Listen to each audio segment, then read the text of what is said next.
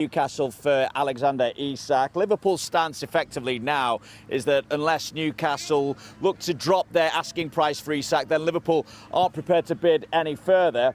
At the same time, of course, Isak has been training away from the first team group at Newcastle, while Arne Slot is about to lose one of his forward options as well. So what chance is there of reopening talks and finally bringing Isak in as a ready-made replacement, if you like? Slot's response typically gave little away. As you know from me, and I think every manager works like this, you never talk about players that are not yours. So we are very happy with the squad we are having. And there's every reason to be happy about that because we won the league last season. Okay, players left, but we've brought players in as well. And youngsters are doing good. Vinny, Darwin Núñez looks like he's heading out of Anfield. Is his Saudi move to Al Hilal imminent?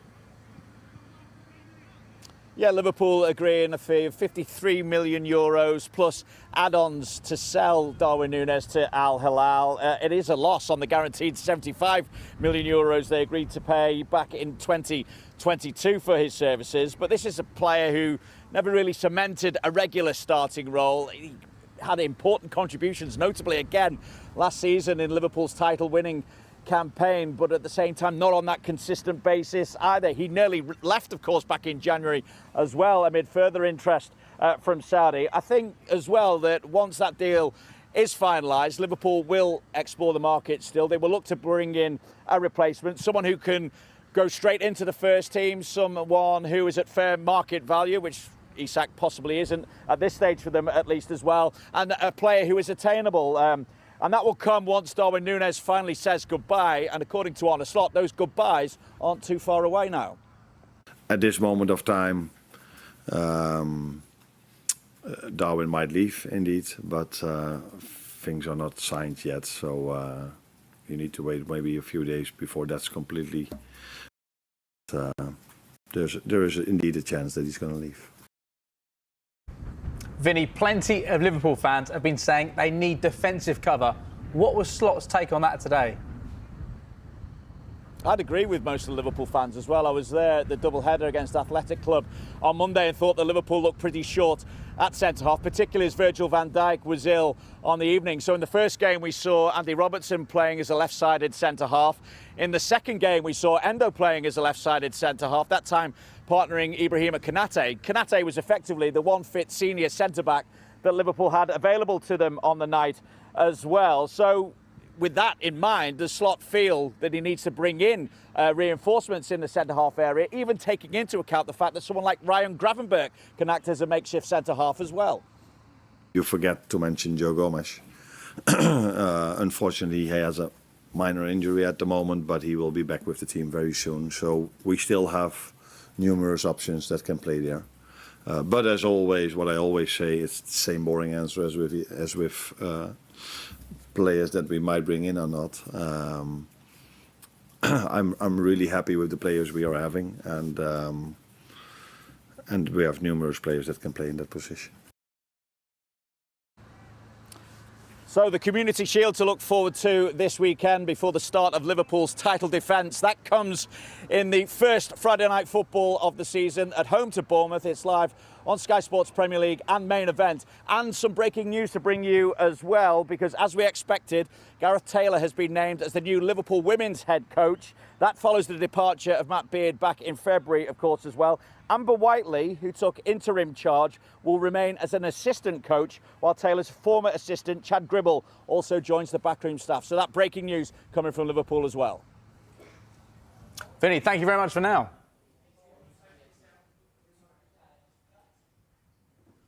Now, before we discuss Liverpool, news from the Championship, which has just broken in the last few moments. Leicester City have confirmed that Wilfred Ndidi has joined the Turkish club Besiktas. Ole Gunnar Solskjaer, the manager there. We understand that deal worth around £8.5 million, and it ends 8 years at Leicester City for Wilfred Ndidi.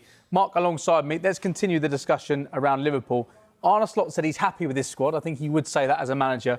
But do you think there will be more additions between now and the end of the transfer window? Yeah, there's no question that Liverpool are in the market to strengthen the squad. They've had a sensational summer so far, haven't they? The work they've done, the players they've brought in, the the things they've had to negotiate and deal with, and it feels like that club is together and ready for the challenge of defending the Premier League title. And to do that, you have to have a squad that is able to compete at the very highest level. We know that they are still in the market for an attacking option.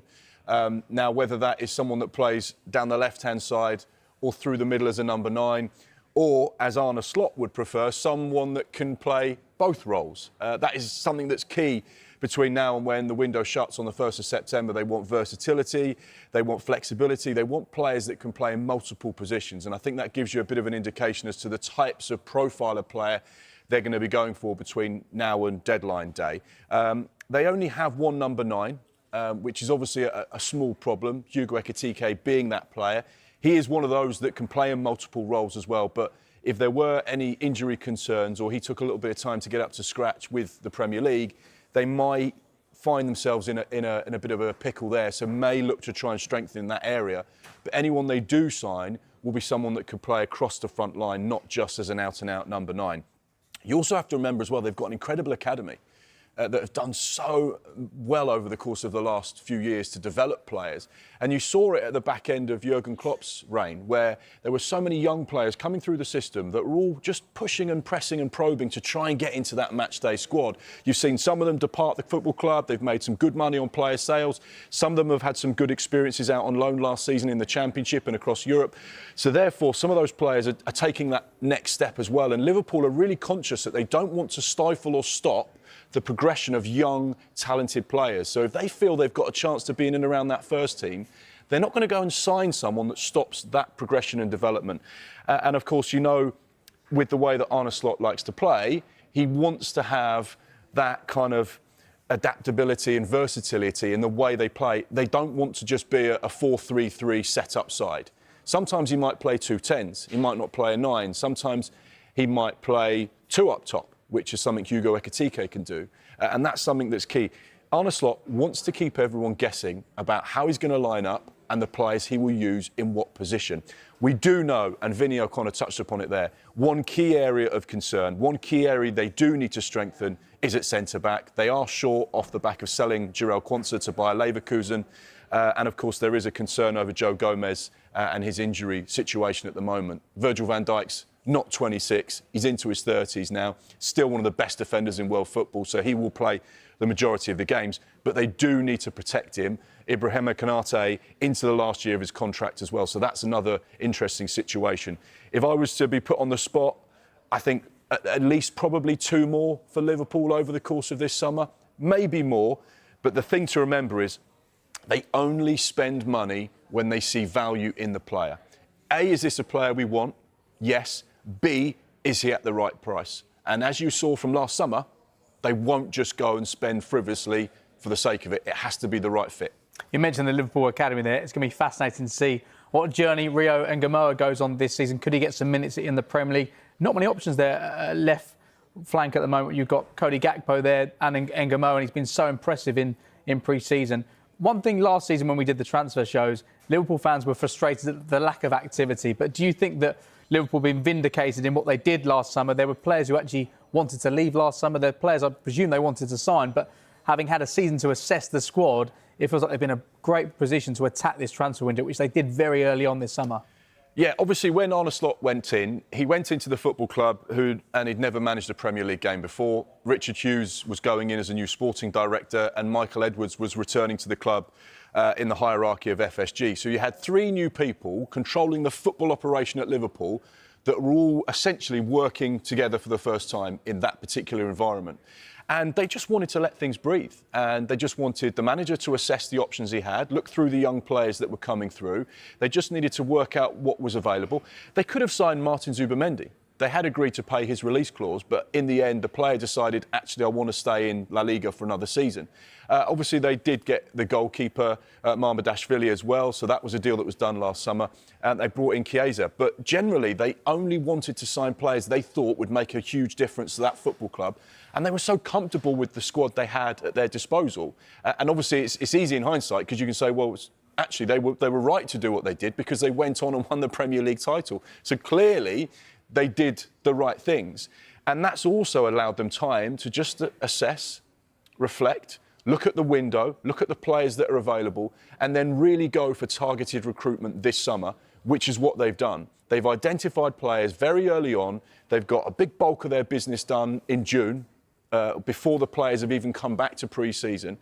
And it's left them in a really healthy, positive position. Their net spend this summer is outstanding, and we've seen that just with the sale of Luis Diaz and Darwin Nunez. You know, that's over £100 million worth of player. Checking Kelleher, Kwanzaa exactly, as well. You can go on and on. Trent Alexander-Arnold. You know, they've been really, really effective, really sensible, really clever. And I think that all that frustration that was there last summer from Liverpool fans, and some could say rightly so, has now dissipated, and they've now looking at a really healthy football club that's gone and attacked this window. They've got some exceptional young players, and you can see a plan that's not just about challenging for this 12 months, it's about challenging for the next 3, 4, 5, 6 years, because they've got such a young, healthy squad. Yeah, great summer. It could get even better as well. Now, we look set for a busy few days at Manchester United. Benjamin Sesko on his way in, but could there also be outgoings? Daniel Kahn is at the club's training ground for us now. Dan, good to see you. What is the latest with Sesko? Any news on his medical? Yeah, afternoon, James. Well, this move feels like it's edging closer and closer to completion. We know Benjamin Sesko is in Manchester undergoing his medical today, and all being well, you would hope that a formal announcement could be in the next 24 hours. This comes after yesterday, Manchester United agreeing a deal with RB Leipzig of initial fee just over £66 million, and expecting Sesko to, once he's able to put a signature on that final bit of paperwork, to sign a 5-year contract at Manchester United. And look at that firepower they've already added to this transfer window, to this team, with the likes of Brian Mbeumo, Mateus Cunha already through the doors here at Carrington. It looks like Sesko could be their 4th major signing of this transfer window. And look, if they are able to do it in the next 24 hours, their final pre-season game is tomorrow against Fiorentina at Old Trafford. A returning David De Gea is set to feature in that one as well. But you just wonder, if they get it done, could he then be formally presented to the Old Trafford faithful? They have done it in previous years. The likes of Casemiro, Rafa Varane have all had some unveilings like that. They even did it in February with Aiden Heaven and Patrick Dorgu as well. But look, there's still a little bit left to go for Sesko to officially become a Manchester United player. But as things are moving at the moment, expect potentially that to be happening in the next 24 hours. OK, Dan, we wait to see if he is at Old Trafford tomorrow and unveiled as a Manchester United player. What impact could that have on Rasmus Højlund and Alejandro Garnacho as well? Yeah, absolutely, James. I mean, there's going to be inevitable doubts now over Rasmus Højlund's future at Manchester United, with one number 9 coming in and the existing number 9 in Højlund just really struggling for any type of form last season. Although he did score quite a few goals in the Europa League, in the Premier League, just as the whole team did, really struggled for any form and only had 4 goals in the Premier League last season after a promising debut season at United. And we understand Manchester United would consider offers for around £40 million for the Danish striker. Bear in mind they signed him for £72 million just a few years ago from Atalanta. So his future is very much in question. He did say in pre-season, though, in the United States, he wants to stay at Old Trafford. He wants to fight for his place. And Ruben Amorim has also really backed him over the last 6 months or so and really talked about his steady improvement. So look, that is very interesting. We know AC Milan, the Italian giants, are interested in Højlund. So let's see if that interest is followed up by any formal bids. Alejandro Garnacho, though, very interesting for United as well, because after spending all of this money in the window, they now need to look at sales and recouping some of that money they've spent this window. And Alejandro Garnacho, let's not forget, Puskas winner at 21 years old, just under 100 appearances for United in the league. He has probably a lot of sale value, and we know Chelsea have been very interested in bringing him to Stamford Bridge. Manchester United value Garnacho, though, at £50 million. So if you combine, and they are able to sell both for around those estimates, for £90 million between Højlund and Garnacho, that is some pretty impressive business for United if they are able to do that in this window and get the fees that they value those players at. Very much it feels like still a lot to do for United in terms of sales. We haven't even spoke about the likes of Jadon Sancho Anthony, Tyrell Malacia, who we know aren't part of the first team picture at Manchester United. So it feels like still a bit of work to do for the likes of Jason Wilcox and Christopher Vervel, the ones really heading Manchester United recruitment in this window. Daniel, don't go anywhere. Thank you very much for now. Mark, Dan mentioned some of the players there that United are looking to arrange exits for. It feels like they've struggled so far, United, when it comes to player departures. Marcus Rashford being the only high-profile one, really, at this moment in time, a loan to Barcelona. Would you expect things to start accelerating now? Clearly, there may have to be a compromise on United's behalf when it comes to fee and the players potentially when it comes to wages. This is always one of the problems when you give big contracts to players. It always makes the exits a little bit more tricky because there are only very few clubs in the footballing world that can actually afford these large wages. We know that Marcus Rashford was on in excess of £300,000 a week. He's taken a small pay cut to facilitate that move to Barcelona. And outside of his departure, they've still got these players that are on big wages that they want to try and generate some money for. We know that Real Betis are interested in Anthony off the back of that really successful loan spell last season. However, again, there was a big investment from Manchester United, around £80 million. And again, he's got wages that reflect that, and they can't afford his current wages or the type of transfer fee that Manchester United are looking for. So therefore, that deal's dead in the water at the moment whilst the talks continue. Tyrell Malacia, another player that's not really played a great deal and struggled with injuries.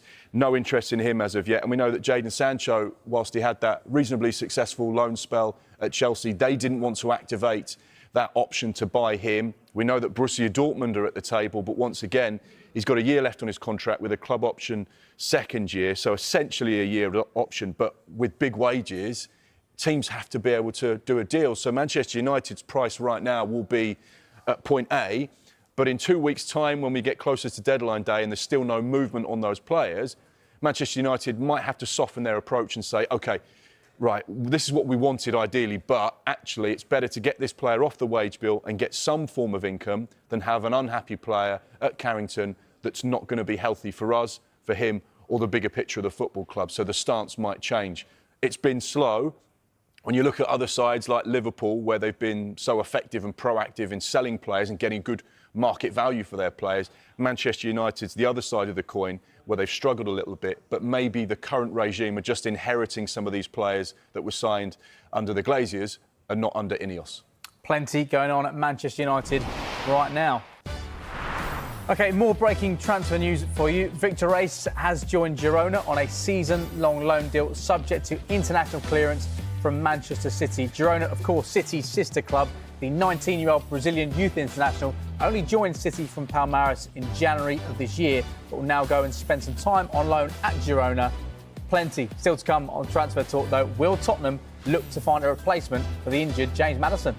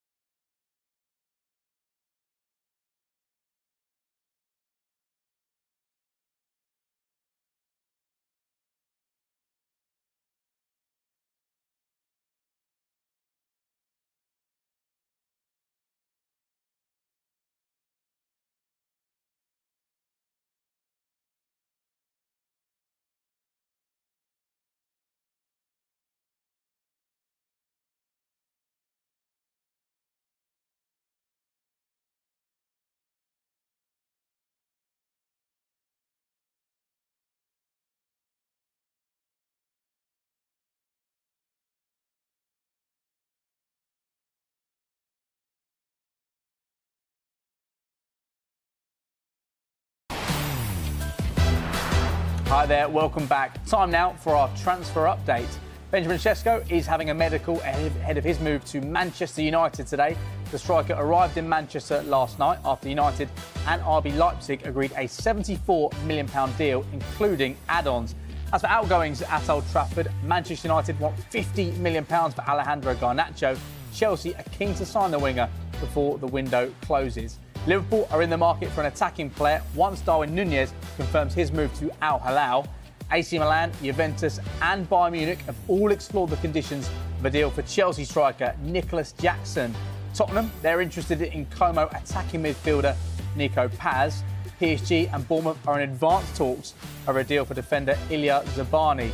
Aston Villa considered John McGinn not for sale after rejecting an £18 million offer from Everton, and West Ham have agreed an £18 million fee for Leicester goalkeeper Mads Hermansen.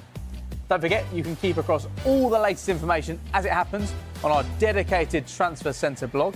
Just scan the QR code, which is on your screen right now.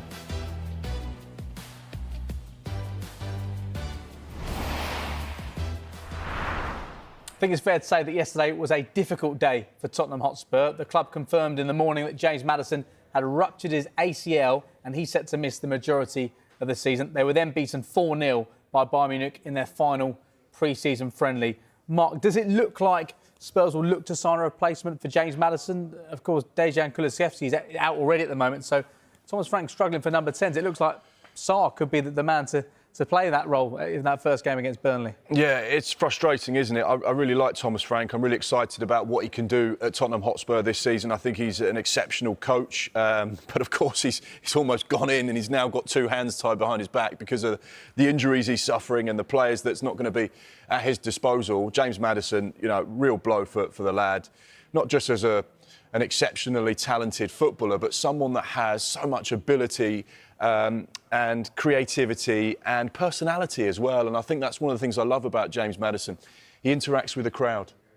He brings the game to life, not just as a footballer, but as a human being. And I love that. And that's going to be a massive miss. Hopefully, he can still be in and around that dressing room. But like you rightly say, number 10s, attacking players, definitely on the radar and the agenda for Tottenham over the course of this particular summer. We know that they like Nico Paz, as you touched upon there, from Como. He's an attacking midfielder. That's an option there. There's firm interest in the player there. I just wonder, there's been this consistent, continuous link between Spurs and Jack Grealish. They tried to sign him when Potts was there. Yeah. Long-standing interest. There's been a long-standing interest. At one stage, I think Tottenham fans actually felt like, we're going to get the player. This is almost done. And then it didn't happen. Ownership change at Aston Villa. Suddenly he stays at Villa Park for a bit longer. And then he goes to Manchester City.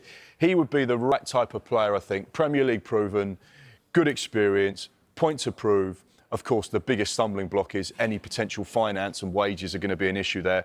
And the other one as well, Eberechi Eze at Crystal Palace. I know Crystal Palace fans won't like me for saying that, but playing multiple positions, really talented player, can play as a 10, understands the Premier League. We understand he has this release clause, which is 60 million plus 8 million in add-ons as well. So, again, a reasonable deal for someone of his quality. Be interesting to see if they can ignite that kind of interest. And, of course, they scour European football really well. So there are going to be incomings, but they just have to be clever with what they do because they are really short at the moment. And that pot of cash they've got, they need to try and spread as far as they possibly can. And when you get injuries, it means that everything gets watered down a bit more, so it becomes a bigger challenge. We'll wait to see what Spurs do between now and the Super Cup, which takes place on Wednesday night, and of course the deadline on the 1st of September. But still to come, will Chelsea sign Alejandro Garnacho? We'll find out in just a few minutes' time.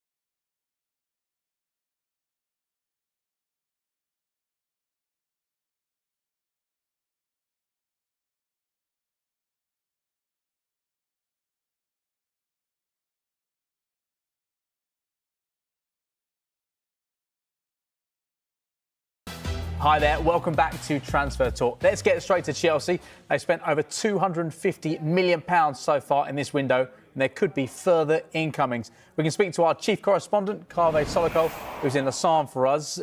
Kaveh, you're out there covering the Crystal Palace and Cass story at the minute, but we wanted to talk transfers. What can you tell us about Chelsea's pursuit of Xavi Simons and Alejandro Garnacho?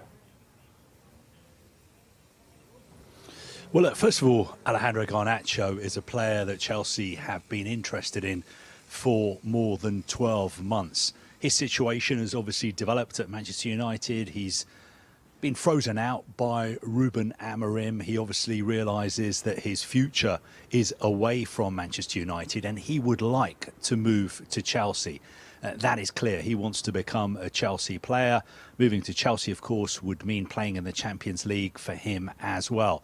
So why is the deal not happening at the moment? I think there are two reasons for this. First of all, you just mentioned that Chelsea have spent more than £200 million on transfers during this window, but they've also recouped around £180 million from selling players. And they need to sell more players because they came to a settlement with UEFA a few weeks ago when they were fined for breaking UEFA's financial fair play rules. As part of that settlement, they agreed that they would balance their transfer spending this window. So it's very, very important that Chelsea sell players as well as buying them. Now, they've been buying players and selling them, but I think they need to sell more players as well. The second issue with this potential Garnacho to Chelsea deal is the valuation. Now, apparently Manchester United value Garnacho at £50 million. Now, that would appear to be a fair valuation because the player is an Argentina international. He's only 21 years old. And for instance, somebody like Noni Madueke has moved from Chelsea to Arsenal for £50 million. So surely United are well within their rights to ask for £50 million. I don't think that's the way Chelsea see it. Chelsea see this as a situation where a player has been frozen out at United and this is a player who wants to move to Chelsea, so they feel that valuation is too high. So at the moment, I would be surprised if Chelsea agreed to pay £50 million for Alejandro Garnacho, although I think it is pretty likely that he will become a Chelsea player before the window closes because he wants to move to Chelsea. Now, the situation with Xavi Simons at RB Leipzig is similar. He's an exceptional player. He's 22 years old, just the kind of profile of signing that Chelsea go for. He wants to move to Chelsea as well. Again, I think RB Leipzig, their valuation is a little bit too high for Chelsea. I think RB Leipzig are looking for around £60 million. Chelsea, I think, value him at closer to around £50 million. I think perhaps they would be willing to pay 55 million euros, which is about £50 million. So that deal, I think, could well happen before the window closes as well. But whenever we talk about Chelsea signing players, we've also got to talk about them selling players as well, because it's so important for them because of their settlement with UEFA that they balance their transfer spending. Let's get to outgoings then. Nicholas Jackson is of interest to several Premier League clubs and some big ones in Europe as well. Do you think his Chelsea career is over?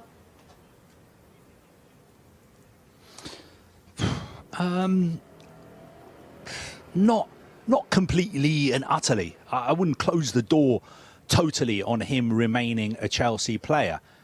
I've got to be honest with you. I think if he was to stay at Chelsea, OK, he would not be the main man because Chelsea have Liam Delap now. Chelsea have João Pedro.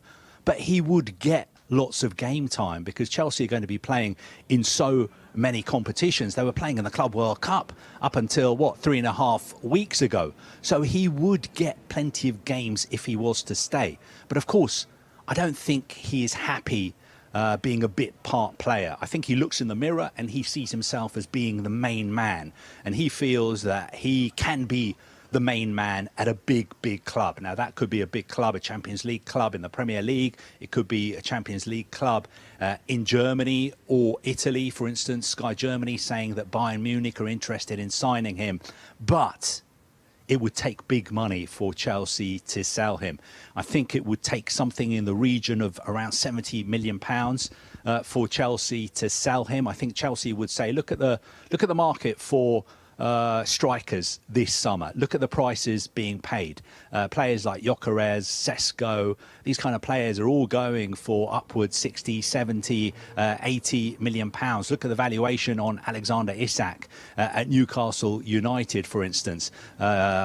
Nicholas Jackson is a player who's scored a lot of goals for us. Yes, perhaps there are areas of his game that he could definitely improve, but he's got a contract at Chelsea, I think, until 2033. So he's got another 8 years left on his contract. So Chelsea are not under pressure to sell him, but certainly if a big offer came in for him, it would be looked at because he's not regarded as being untouchable at Chelsea.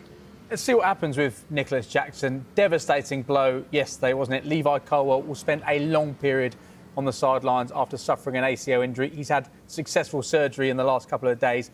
Do you think Chelsea will look to find a replacement because he's been absolutely brilliant over the course of the last 2 or 3 years? Absolutely, he was one of their standout players at the Club World Cup in the US last month. I remember interviewing him after the final when they beat PSG. He was on cloud 9. He just had one of the best experiences of his life. Fast forward, 3.5 weeks, and he's got this really, really serious injury, which means he's probably going to miss most of next season. So first of all, let's wish him all the best. Let's hope he comes back as quickly as possible. But of course, football is a business. Chelsea have to look ahead to next season. Do they need to move in the transfer market to potentially bring in another centre-back? I have to tell you, it's something that Chelsea are considering. It's something they're looking at the moment. But don't forget, they've already signed Jorel Hato from Ajax just a few days ago, a week or so ago. He is a young centre-back, also plays as left-back as well. They've got other centre-back options at the club, players like Tosin, players like Badia Shield, players like Trevor Chalobah as well. So it's one to keep an eye on over the next few days because it's definitely something that Chelsea are considering. Of course, they've been linked with centre-backs before, players like Mark Gahey at Crystal Palace, who used to be at Chelsea. They were very, very interested in signing Dean Howson before he decided to move to Real Madrid. So I think it's a possibility. It's something that's being discussed right now at Chelsea. Carve, thank you very much for now. Mark, let's focus on Aston Villa. Developments involving John McGinn, who is not for sale after Villa rejected an £18 million offer from Everton. Bring us up to speed on this. He's not going anywhere, is he? Certainly not at the moment. I think the question mark around John McGinn is he's got 2 years left on his contract. You speak to any sporting director in the Premier League and they say, you get down to 2 years, you either sign a new deal or we sell you. Because as soon as you get down to 1 year, or as Liverpool experienced this summer, big players that went down to the final few days of their contract, they can leave for free, and that's never a good, healthy business decision. So it'd be interesting to see how Aston Villa deal with this. He's their captain. He's their main man. He's been crucial to all of their successes over the last few years. And he's been a big part of what they've achieved under Unai Emery, who rates him really, really highly. But you can see why someone like David Moyes, who's trying to rebuild that Everton midfield, would want someone like John McGinn, because he's a versatile player. He can play in multiple positions. He's got Premier League experience. He's an exceptional leader as well. And those leadership qualities are key for any manager in the Premier League. If you can sign someone who's been a captain somewhere, you're a different breed. You're on a different level to everyone else. You bring certain qualities that perhaps other players don't have. Whilst they're maybe talented, you've got something different there, so you can understand that. We know that there has been interest from Newcastle as well in the player, but no formal club-to-club contact, but certainly someone on their radar. But yeah, you could see John McGinn staying at Aston Villa for many, many years to come. But the fact that there is this interest, and Aston Villa have to be conscious of what they do with finances because of UEFA's FFP rules, therefore, there is going to be noise around some of their players departing. It feels like Everton are building up a bit of momentum after it being a difficult summer transfer window so far. David Moyes spoke about players turning down Everton, but having brought in Keane and Dewsbury Hall, you felt they're in a slightly better spot than they were a couple of weeks ago. They have approached Manchester City over a possible deal to sign Jack Grealish. You spoke about what the complications could look like in terms of wages. Do you think that Grealish will stay in the Premier League, and would that give him the best chance of getting back in Thomas Tuchel's plans to feature at the World Cup next summer? Of course, you've touched upon it there. The World Cup's obviously going to be a key factor in any decision-making that Jack Grealish and his camp make, because the most important thing for him is that he plays games between now and the end of the season. Where is he going to get the opportunity to play games?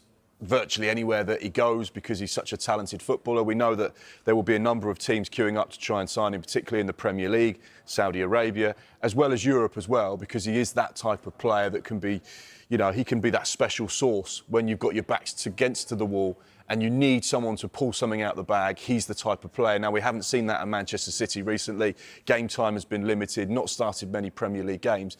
But what you've got there is a really hungry player who wants to prove to people that he's still at the very highest level. We know, in all honesty, if you take the wages out of the equation, there'd probably be between 5 and 10 Premier League sides that would want to take Jack Grealish on loan, but there's very few that can do a deal under the terms that Manchester City currently have. You could see this being a deadline day move, and you can see that as the window rolls on, he will have more and more options depending on Manchester City's stance. I'd expect him to stay in the Premier League, but my understanding is he'd be open to look at all of the options that get presented to him, and that doesn't mean necessarily staying in this country. If there was an exciting opportunity abroad, he'd be open to it. OK, getting back to Aston Villa, one incoming confirmed today at Villa. Evan Gossond has joined from Nice in a deal worth an initial £23.5 million, potentially rising to almost £28 million if bonuses are met. And this is how Villa made the announcement. This club is special. History, pride, passion, the belief. When I heard the club wanted me, I didn't think twice. I'm ready to give my all. Every game, every minute, every kick. Villain, I've heard all about you. I'm not ready to see and hear you. Up the Villa. Well, Mark, it feels like Villa fans have been on to us every day in this transfer window, asking when are we going to sign some players. They got one through the door. They beat off plenty of competition. Feels like they've got a bit more firepower now to support Ollie Watkins. Yeah, it's going to be massively important. Actually, if you look at the stats and data, his numbers were so strong. They were better than Ollie Watkins on a number of the different metrics that strikers are judged by as well. So in theory, they've got someone who's got that ability to really push Ollie Watkins or give them a different option in attack, which is going to be crucial. 24 years old, 20 goals and assists in Ligue 1 last season for Nice, so he knows where the back of the net is. He's a team player as well, can set goals up. So he brings everything that perhaps they've been missing since the sale of John Duran. And I think crucially as well for Unai Emery, it's just experience in that attack that can just bring something different, create a bit of competition and keep everyone on their toes, which is so crucial because they do obviously have a European campaign as well, so they are going to need strength in depth. But as we keep saying, Aston Villa's challenge unfortunately lies in the boardroom with the accountants and making sure they abide by the rules as opposed to just going out and spending what they want and really adding to that squad. So they have to be creative with what they do. OK. Now, on the way, are Bournemouth on the verge of losing Ilya Savani to PSG? News on that deal, and we'll tell you about a new keeper heading to West Ham. He's a pretty handy one as well.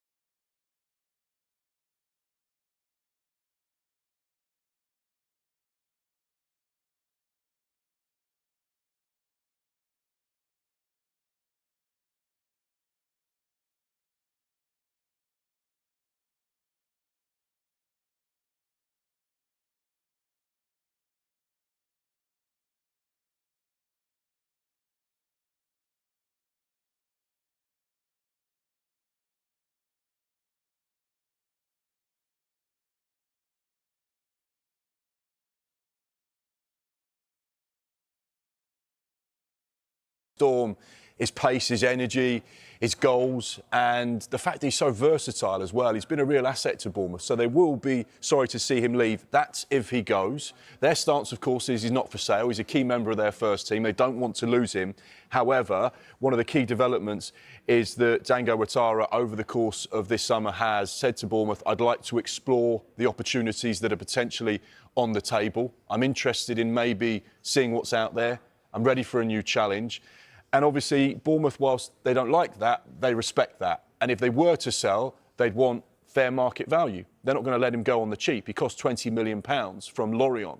So therefore, you'd imagine, based on the wingers that have left Premier League sides this summer, you know, you're looking at, what, 50 million for Anthony Elanga, you're looking at 60 million for João Pedro. You know, they're big prices. Now, is Dango Ouattara worth 50 or 60 million? Probably not, but he's still got a decent value. He's 23 years old. He's an international as well, and he offers a lot. I think the important thing to point out, whilst there is interest from Brentford, as of yet, there's been no club-to-club talk, but that could change quite quickly. And whilst Newcastle fans are sat at home going, OK, hello, they're going to get a winger, he is the replacement, or would be the replacement, for Bryan Mbeumo, not for Yoane Wissa. And that's important to point out. The good thing, and this is also a problem as well, but Dango Ouattara played at left-back, played as a false nine, played as a 10, played out wide on the right and on the left. So he brings a real versatility, so he fills a lot of those gaps. And that's crucial for Premier League managers who want players like that at their disposal. One to keep an eye on. There is interest from Europe as well. So the options are going to be on the table. But, of course, it's all about who pays what Bournemouth want. He's a really exciting player. In the centre-back department, it looks like one in, one out. Yeah, I think that's fair to say. Ilya Zabani, we know that these talks are advancing now with PSG. We know the guaranteed agreement of 63 million euros, which is around 55 million pounds, is agreed. The add-ons are currently being discussed between the two clubs. He wants to go to PSG. He wants to be a part of the European champions setup, and you can understand why. He's a Ukrainian international, 22 years old. He's not even got started in his career. He's been exceptional for Bournemouth. He's handled himself in the right way, trained every session, played every game, got his head down whilst there has been this noise that's been rumbling on since June. There has been a couple of rejected offers from Bournemouth, from PSG, but you get the sense, particularly with the way that things have progressed this week, that actually this is a deal that it feels like it's close to getting completed. And you touched upon the good news.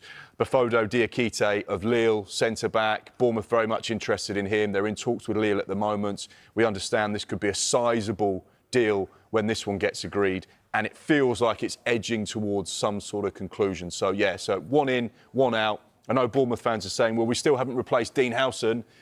The club are working on other centre-back options. But, of course, it is a challenging window. Prices are through the roof. It makes it difficult, but they are getting close to a couple of new faces. Let's finish with West Ham, because the club have agreed an £18 million fee for Leicester City goalkeeper Mads Hermansen. He's set to have a medical in London today. Mark, why did West Ham want to sign a goalkeeper in this window? Because they've lost Lucas Fabianski, really experienced Premier League goalkeeper, so therefore that was a position they needed to recruit for. One of the interesting things about this is that the goalkeeping coach at West Ham, Kasper Ankengren, worked with Mads Hermansen at Bromby. So they've already worked together, so they know each other, and that's always a massive positive for coaches, backroom teams, when they know exactly the type of player they're going to get through the door. So that's where there's a link before. We understand the deal's worth £18 million, so yeah, it's just a matter of time before that one gets confirmed off the back of his medical today. Are you surprised, West Ham fans will be delighted, but are you surprised that nobody has come in to sign Jarrod Bowen this summer, considering the number of clubs looking for forwards? He's a proven scorer. He's a consistent scorer. Yeah. Am I surprised? Absolutely not. The messages we were getting from the hierarchy at West Ham and our sources in East London was that everyone potentially is for sale this summer, apart from one man who's untouchable. That's Jarrod Bowen. He is the heartbeat of that team. He's a sensational talent. He's so key to what they do and what Graham Potter wants to do. And it would have to have been a mammoth offer for them to even consider selling someone of his quality. So it doesn't surprise me. A bit like Anton Semenyo at Bournemouth, the price tag was so high that anyone that was interested couldn't get anywhere near what Bournemouth wanted, and it would be the same situation with Jared Bowen at West Ham. So it would have to be a sizable offer. Nothing going to happen there, I don't think. Very briefly, Ipswich in action in the Championship tonight. They've been really busy the last few days. Yeah, they've obviously got the parachute payments. They want to get straight back to the Premier League. They've kept a chunk of the squad together. We know that there's been ongoing situation with Chuba Akpom. They've won the race. I lost track of where he was going at one stage because there were so many clubs fighting for him. Birmingham being one of them. Amazing how these things play out. They're playing each other tonight. The Championship is back. Can't wait to see that. That's my favourite league to watch. And yeah, they are the team to watch, the team to beat. And they've done some exceptional business. But now the pressure's on Ipswich. Can they get back to the Premier League? And you'll be at Leyton Orient tomorrow. We look forward to seeing you on Soccer Saturday. That's it from us. Good Morning Transfers returns on Monday at 9 a.m. Transfer Talk also back on Monday at